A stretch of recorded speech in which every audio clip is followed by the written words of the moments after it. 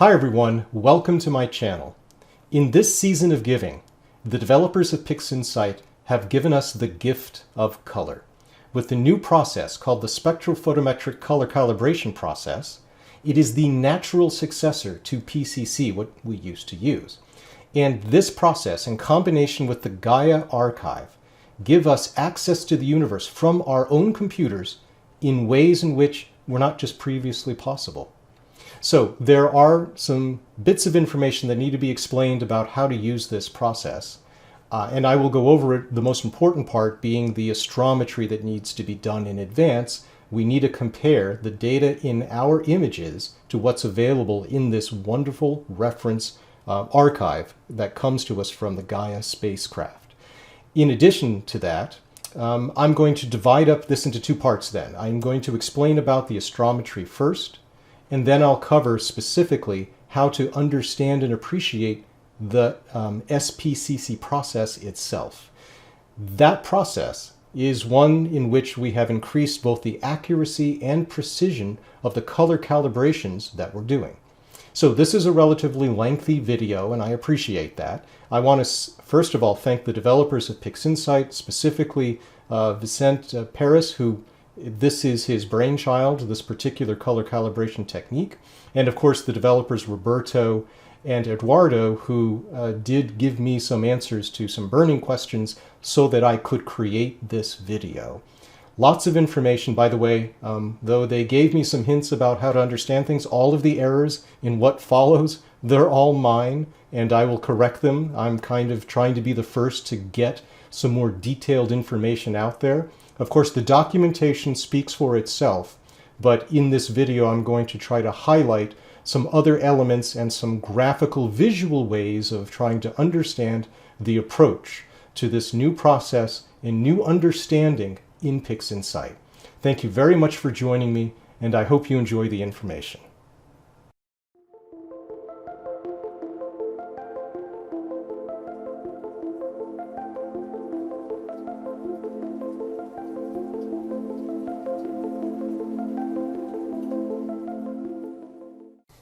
Hello everyone, welcome to Atom Block Studios. In this video, I'm going to be talking about the new tool in PixInsight, fantastic tool called the SpectroMetric color calibration tool.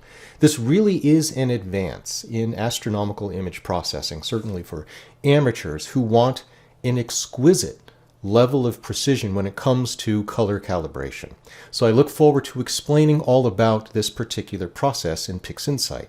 The interesting thing is that it's really the understanding of how it works that is really critical. It's not so much in how you make it work. It works easily. It's not hard to use. You pretty much just configure things in the tool, as well as having a prerequisite thing, which is having a astrometric solution. That is also going to be part of the topic of this particular video, of this instructional content. The genesis of this kind of tool to exist in PixInsight is the brainchild of Vicente Perez. He's on the development team of PixInsight, and a good fraction of this is due to his effort. So I'd like to explain how this all unfolds by beginning with an idea that I don't think is normally expressed as far as PixInsight, but I think it's a way to think about why this tool is a natural evolution within the software. I'm going to say that there are three types of calibration in PixInsight. There's the instrumental calibration of the data. That means you're using the biases, darks, and flats to do that pre-processing. That calibrates the sensor so that we have some confidence in the signal that we're trying to detect is not coming from the sensor itself. Then there is this idea, it's always been there, but now it has gained more importance, which is the spatial astrometric measure or calibration of the data. And we use an image solution. The image solver is the process by which we can assign a coordinate or a coordinate system to the image or coordinates to every pixel in the image.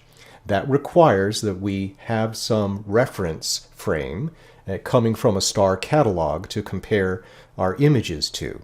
And so I'm going to demonstrate, which star catalogs we're using, how to grab them, and of course, how to utilize image solver to do the job. It is now a requisite part of doing the final thing that I'm going to explain, which is the calibration, of course, of color.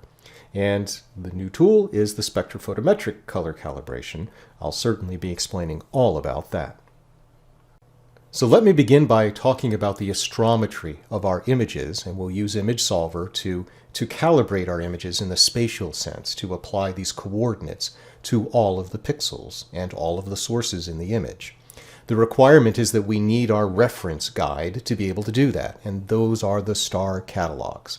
The GAIA star catalog actually has the large set of all the stars that are detected, all the sources and their positions, and then it also has a separate subset. It's the same instrument that did this, but a separate subset of the data that specifically has a spectra of stars. It's not all of the stars that are detected, but it's a subset of them. You need to download both of these catalogs as they are formatted for use in PixInsight from the distribution area of the PixInsight.com through your account. So please visit under the downloads here for software distribution. You'll be able to log in with your credential and access the star catalogs here. There's the GAIA star catalog. This is the complete set of all the stars. And then we have the complete set of the subset there that have the spectra, but that's the complete set. It is possible to get smaller sets of this information with regards to just the star positional database here. You can download as many of these files as you think that you need. Now Adam Block, I download them all. I want the whole universe on my computer. I want it all. I don't want there to be any gaps. I want the best I can possibly get. But if you don't want to get them all, then you can choose some limiting faint limit that you believe you'll be able to accommodate all the data that you take. And then as far as the spectral catalog is concerned, there is a smaller set that has a smaller number of stars distributed across the sky. Basically, the density is less than the complete set. But if I downloaded the complete set. While I'm here, I would also recommend, just for fun, something I'm going to show in a minute. There are also these ephemerides for asteroids. They're kind of fun to have handy if you ever blink your frames and you want to know if there's an asteroid, a known asteroid in the frame. You can have these handy as well. And then using the Annotate Image tool, once you have an astrometric solution, you can put labels on everything in your image. You can see if there are asteroids running around in your image. It's a lot of fun. Now on my computer, I stored the star catalogs on my C drive, where it's my solid state drive, so PixInsight can access them as quickly as possible. Here I've saved them all. You'll notice I still have the old APAS stuff there, not being used. Here are this is the regular positional one, the GDR3, and then here's the SP version, which contain the spectra information. Once you have the catalogs on your computer downloaded, you're going to want to install them using the GAIA process. Now I've already done it here, but all you do is you go to the wrench and then you pick the release. So the first one you say is the GAIA DR3, and you highlight just the GDR3 files here, and then you can go, I guess you can probably do the other one, and then you can go OK. So this one is the other release, which is the GAIA DR3 with the spectra. So you put those in this list, then you do OK. You can then check to see if the process is able to access all of those files in each one of those sets properly. Certainly, just check this one, the GAIA DR3. You can just run this thing and make sure that if there's a problem, because maybe in the download something got corrupted or something, it will throw an error. If it doesn't throw an error and it's able to examine all of those files, then you're good to go. To test, I don't need to generate any output, but let me just change this because I want to be sure it does something here. I'm going to change it to some number. It's just searching around the coordinates at some huge area, but that will require it to go look in the catalogs. So what you should see is this occur here after you've selected the catalogs, and then you can just press this little round circle. As long as it's able to look at each of these catalogs as I'm showing here, then you'll be good. And there we have it. So I am ready to go with doing astrometric solutions, no problem. Image Solver is found under Script, and then you can go to Image Analysis, where you'll find the Image Solver. And I think that most users of PixInsight who have used, PCC in the past, for example, they know what these fields look like. In order to plate solve an image, you need to tell the solver what the coordinates are of the center of the frame, at least have coordinates that are within the field of view. And you also need to specify what is basically the plate scale. You can do that by either telling it the focal distance and giving it the size of the pixels of your sensor, or you can just tell it, if you happen to know the resolution, that is the plate scale, and then give it, again, the pixel size. So either one of these two parameters plus your pixel size are going to yield what is necessary for Image Solver to do its job. There are basically two rules. The rules are that you need, again, that coordinate to be in the frame, and this plate scale, calculated from either the pixel size and the focal length, or just the fact that you've specified it straight up, needs to be within at least a factor of 2. 95% of the time when people have problems in plate solving, it is because something is not correct with either the coordinate or the plate scale. Most people, of course, this may even be known in the FITS header, but it's something about this that trips up a lot of people. Sometimes, for example, the information that's in the FITS header is not correct, and that can be problematic because people think it's correct and it's not correct, and so on. So let me just spend a moment to talk a little bit about something that is extremely important when people want to know something about these values. I think everyone should know how to very quickly calculate the plate scale of their system, just so they always know what this number is.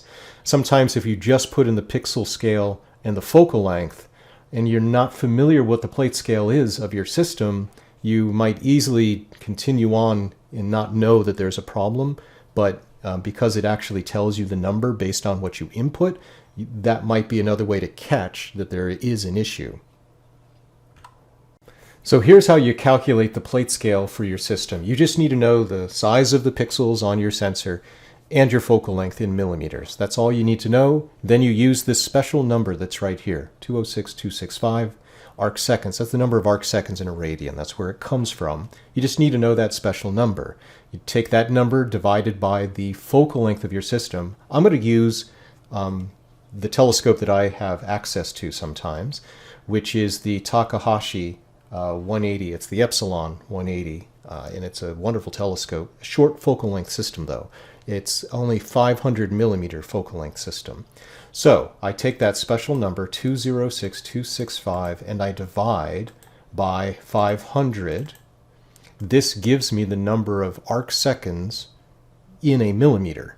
So it's arc seconds per millimeter. But what I want for my plate scale, that's what's listed in PixInsight, is I want arc seconds per pixel. So I need to multiply this number times the size of my pixels in microns. So the pixels that I'm using, these are 12 micron pixels, because this is a science camera that needs to do scientific stuff. So I multiply times 0.012.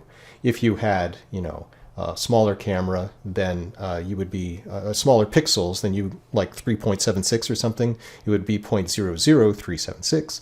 That's what you would multiply times. So I press equals, and I get a number here that is in arc seconds per pixel, 4.95 arc seconds per pixel.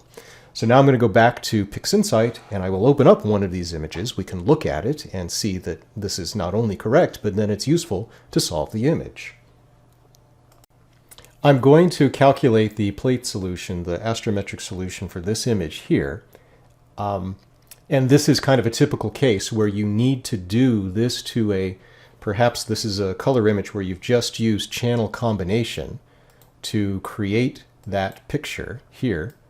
And then you want to, of course, put this through the new SPCC tool. So we need that astrometric solution in place. Currently, this does not have such a thing. It does have the coordinates associated with it. So We're going to see the correct coordinates are there, and we'll fill in any information that is not there for us. We do have the pixel size again. So all I'm going to do is go under Script, and then go to Image Analysis, Image Solver, and then we will, we have imported here from the image, we have the correct coordinates. They are of basically the center of the field. And then we have 12 here. Because it remembers the last thing I typed in there, I am going to get the correct plate scale. You'll notice here that it has a slightly different number there. If we have 12 and we have this number. So the actual number is going to vary by a small amount, but it's certainly going to be a good value to use. If I want, I can just type 500 again, and that's fine. So this is going to use, by clicking here the automatic catalog, it is going to go to my computer disk, and it'll find the GAIA DR3 files, and it'll use those to compute the solution. There is a recommendation from PixInsight to use, in general, the distortion correction. I have found that it's not always necessary for doing some of the things that we need to do. It is a little more computationally expensive to do. You can certainly turn that on if you're only going to do a few images. If you're going to do lots of images, really think about whether it's necessary to do the distortion correction or not. That's it. You just set that up, and as you know, press the button and it's going to do the job. Now that we have a solution, let me show you what it looks like. Something has happened here. It's not obvious that something has happened. There is a solution associated with this frame. I should call it NGC 1333 RGB. If we go to the FITS header, we can see all of the interesting information, but it's the stuff here down at the bottom, because it was the last thing that was added. Things that are added most recently are going to be put at the bottom of a FITS header. And these particular parameters, let's say C-type, PV1, PV1_2, CD, C delta, these things are standard parameters that are used to calculate mathematically what the coordinates are of every position. So encoded within these numbers basically defines the coordinate system in your image. So look for these things in your FITS header. That's how you know if an image has been solved or not. Now, some processes might tell you, hey, you don't have a solution. What it's saying is you don't have this stuff. So you can always check an image to see if you have this stuff. You can also copy this stuff to other images. I'm going to be showing you how to do that shortly. But we just solved this particular image, and to demonstrate its usefulness, we're going to use it, of course, to do our color calibration part.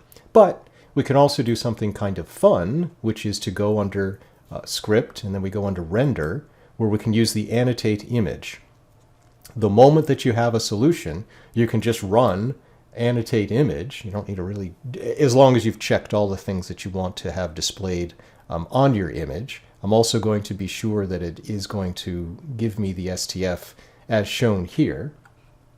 That's here. It says apply STF before annotation, because I want an image that doesn't look dark. Then we can just say OK. And we get a result. And this result is actually a little bit crazy. It's amazing. So the object, as you can see, is NGC 1333. I turned on the asteroid layer.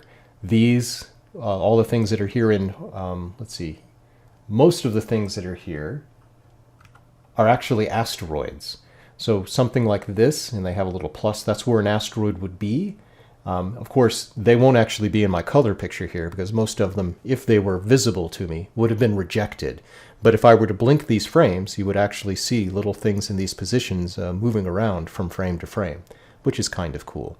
So it labels the stars, it labels objects, so there's some galaxies here, all that kind of stuff. All you need is an astrometric solution in place, and you can label your frames and learn about interesting things that lie within. So I'm not going to tell you the details of SPCC here, but I would like to just show you how now we can use it because we have a solution here. If you do not already have a solution, again, when you create your color picture, you're going to either want to recalculate it using Image Solver, as I just demonstrated, or if you have another file that already has the solution in place, I'll demonstrate in a moment a way that you can copy it, which is just kind of cool. In this case, we just did it, so I'm going to go ahead and go to the process that we're all interested in using now, which is the SpectroPhotometric color calibration. The tool just does the job as soon as you have specified all of this stuff. So in my particular case, these filters, the closest representation, well, the closest camera, I guess, is going to be one of these Kodak chips. So I'm going to specify this.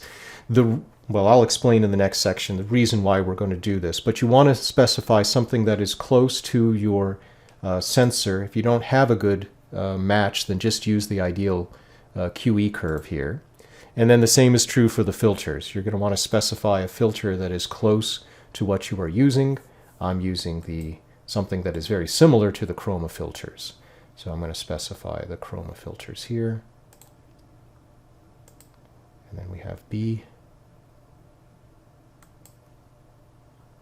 Of course, the whole idea is that we're going to be using the catalog with the spectral information here to compute the color calibration, to make that measurement. For the background neutralization, what you can do is choose an area of the chip that it's a good sky, representation of just the sky, not much nebulosity. And today, this is now being specified instead of by an absolute brightness value normalized between 0 and 1. Now you just you put in what is a sigma threshold both above and beneath what is effectively the sky. So in Atom Block Studio videos, I actually explain how you can intuitively understand what these sigma values refer to. They are throughout PixInsight, used throughout PixInsight. So it's something that I'm particularly proud of, that I spend the time to show instructional videos about how to internalize what this means. The settings as they are right now are pretty good, especially if you specifically select areas that don't really have very much in nebulosity. It is just sky. It's okay to have stars because this will limit any kind of contamination that the stars themselves would do. So I am going to specify a region of interest here. One cool thing you can do is you can take your region of interest and move it on over here. Let's try that again. You just drag this over here and you put it right on the little check mark, and it'll put the information here into the little area. So that's kind of fun to do. You can just also select from a preview that is available like that. So that's specifying this small area. Now we can just run it. We'll do it, and we'll get our beautiful graphs that are going to calibrate the colors of this image. In the next section, I'll be explaining in much more detail what we're looking at here. But the fact that this is a great fit across these lines is wonderful. You can also kind of zoom into areas of the plot and get a better understanding of exactly how good the fit is. I don't see any particular bias or weird dispersion about this fit. So I think I can have high confidence that this white balance, ultimate white balance factor that we see here is going to give me the correct color balance of the field. You can see that for red, green, blue, here we have these particular balance factors, which is fantastic to see. So then back over here, I make sure that I have now I can do a actual linked STF. And this will give me the true colors of the field, true colors of the stars, and that looks about right. I mean, this certainly looks correct by eye based on my expectation of this particular field. So it works wonderfully. So now let me talk a little bit about the path of astrometric solutions so that you know what is happening, how sometimes they have them and sometimes they don't. If you use WBPP, which I'm just going to load with whatever the last thing was that I was working on,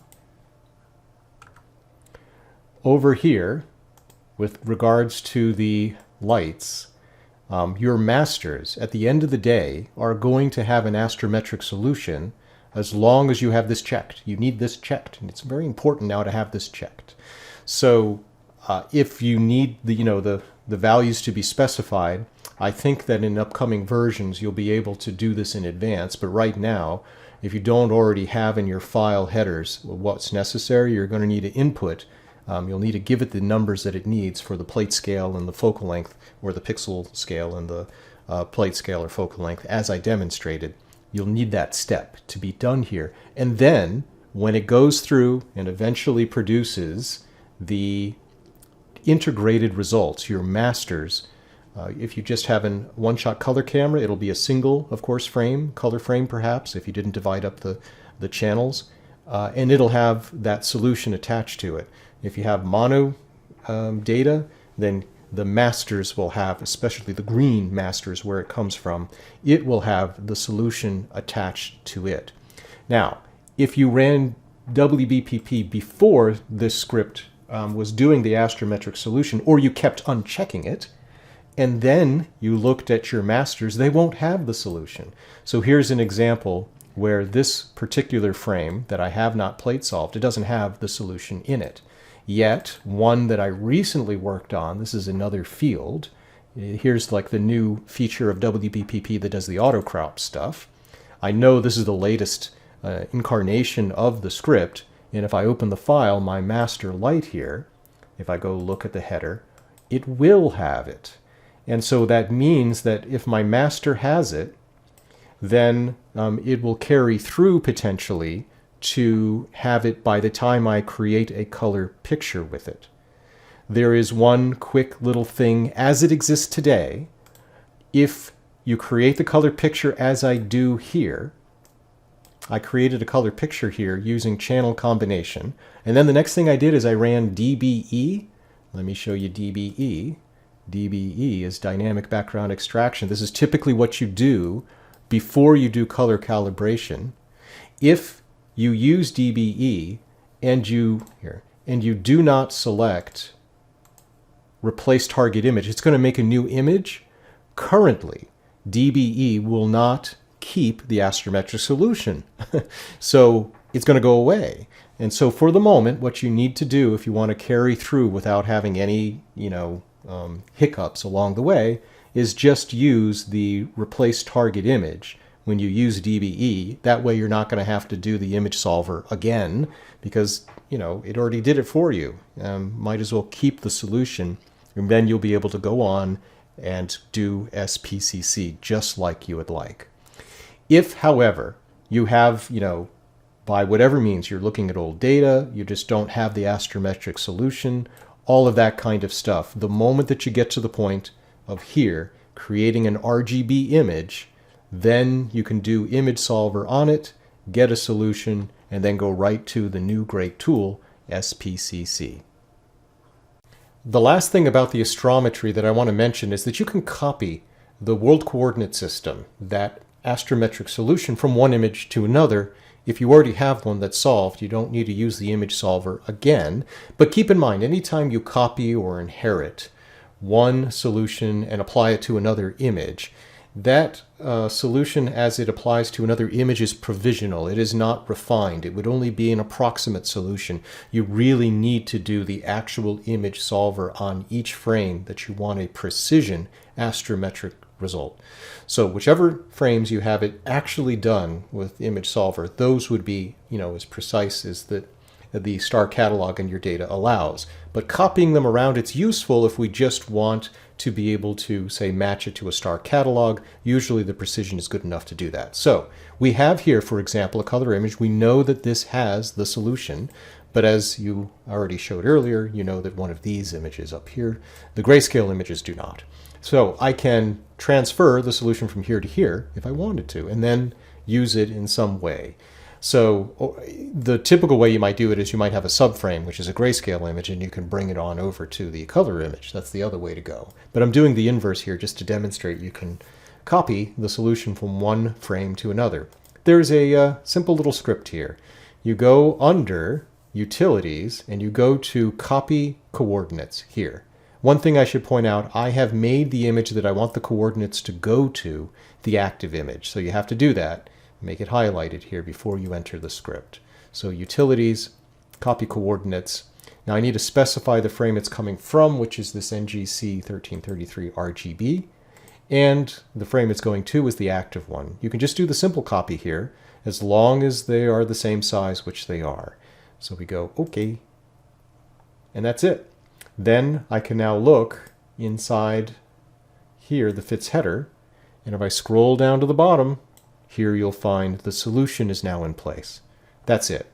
So that's everything that is the world of astrometry and making sure that you have this spatial calibration done to your images. In the next sections, we're going to look at the details of how the spectrometric color calibration does its job.